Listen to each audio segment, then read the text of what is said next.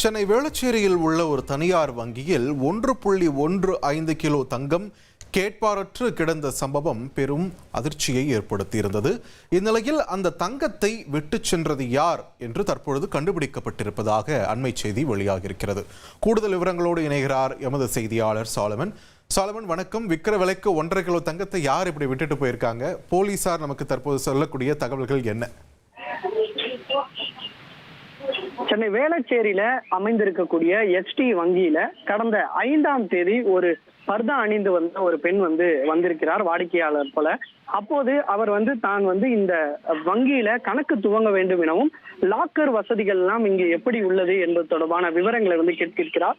அதன் பின்னர் relationship manager வங்கியில இல்லாததால ஒரு சில மணி நேரம் கழித்து வாருங்கள் எனக்கு தெரிவித்திருக்கிறார். அதன் பின்னர் அந்த பர்தா அணிந்து வந்த அந்த பெண் அருகில் இருக்கக்கூடிய நாற்காலியில அமர்ந்து விட்டு அதன் பின்னர் தான் இந்த கணக்கு துவங்குவதற்கான ஆவணங்களை கொண்டு வரவில்லை, அதனை கொண்டு வருவதாக கூறி சென்றிருக்கிறார். அதன் பின்னர் அவர் வரவில்லை.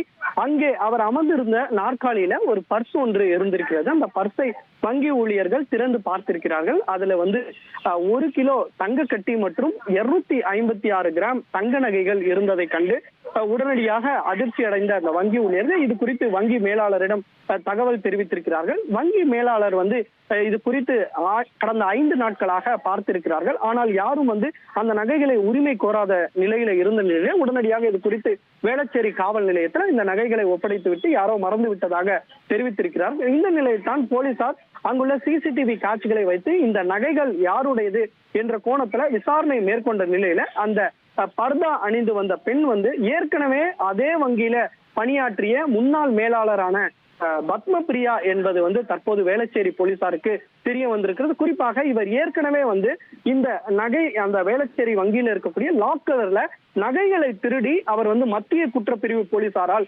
கைது செய்யப்பட்டு சிறைக்கு சென்று அதன் பின்னர் தான் ஜாமீன்ல வெளியே வந்திருக்கிறார். இவர் ஏற்கனவே இந்த லாக்கர்ல இருந்து திருடப்பட்ட நகைகளை தான் இங்கே வைத்துவிட்டு சென்றிருக்கிறார் என போலீசார் விசாரணையில ஒரு தகவல் தெரிவிக்கப்பட்டிருந்தாலும் போலீசார் தீவிர விசாரணை மேற்கொண்டு வர குறிப்பாக இந்த நகைகளை அங்க வைத்துவிட்டு சென்றால் போலீசார் தன்னை கைது செய்ய மாட்டார்கள் மீண்டும் என நினைத்து அந்த பெண் இந்த நகையை வைத்தாரா அல்லது வேறு ஏதேனும் இதுல ஏதேனும் இருக்கிறதா என்ற பல்வேறு கோணங்கள்ல வேளச்சேரி போலீசார் தீவிர விசாரணையை அந்த பத்மபிரியா என்பவரிடம் நடத்தி வருகின்றனர். நன்றி சாலமன், உங்களுடைய விரிவான தகவல்களுக்கு.